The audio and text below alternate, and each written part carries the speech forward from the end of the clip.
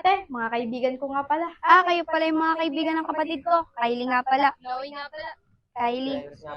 Sige na ate, uwi na kami. Sige, mag-ingat kayo Rose! Rose! Uwi ko pala yung Lian, kailan ka pa umuwi? Dito lang isang araw. Saan ka pupunta? Pauwi na, ikaw, saan ka pupunta? Pauwi na din ako. Dito ako dadaan Tara, sabay na tayo. Dito rin daan ko Sige, tara.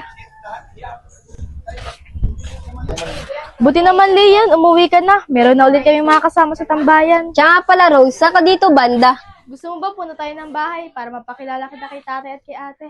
Sige, sa tagal natin magkaibigan, di ko pa nakikilala tatay mo tsaka ate mo.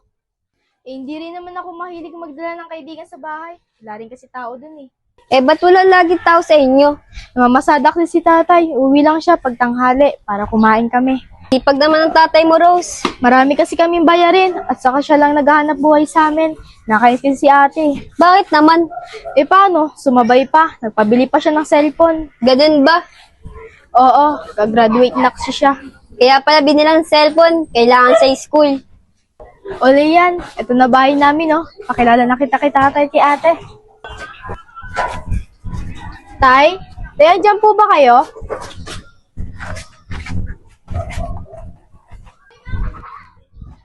Tay, kaibigan ko nga pala, si Lian. Ay po, tita, maganda galing po. Aba anak, ngayon ko lang nagpakilala ng kaibigan mo Tay, yung mga iba ko kasi kaibigan, malalayo. Si Lian, taga dito lang, kaya siya muna yung napakilala ko sa inyo. Ganun ba? Sige, iyatin na kita. Gabi na pa naman. Nag-iisa ka pang uuwi. Wag na po, tito. Nakakaya naman po Ayun na, huwag ka mahiya. Ngayon lang nagpakilala ng kaibigan niyang anak mo. Kaya ihatid na kita. Sige na, Lian, magpahatid ka na kay Tay. Madilim na rin sa labas Sige na nga, Rose.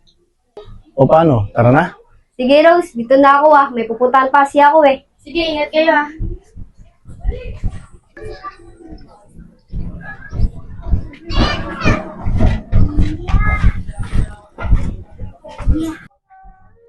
Rose, sino yun? Kaibigan ko ate. Ganun ba? Si tatay, saan pupunta? Hinatid na ni tatay si Lian. Kasi siya lang uuwi mag-isa kaya hinatid na siya. Ganun ba? Sige, tawagin mo na lang ako sa kwarto pag nandiyan na si tatay para sabay-sabay na tayong kumain.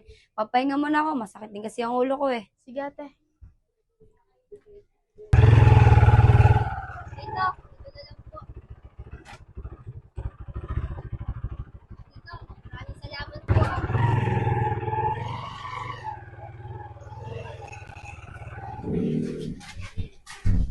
Lian, ngayon ka pa lang uuwi. Oo, Matt. Galing ako kila Rose. Sino yung naggatid sa'yo? Tatay ni Rose. Tatay ni Rose? Para yung kasi yung tricycle ng sakyan namin. Talaga ba, Matt? Baka nagkakamali ka lang Ewan ko, para yun Ay naku, Matt. Kung ano na iniisip mo, uwi ka na nga.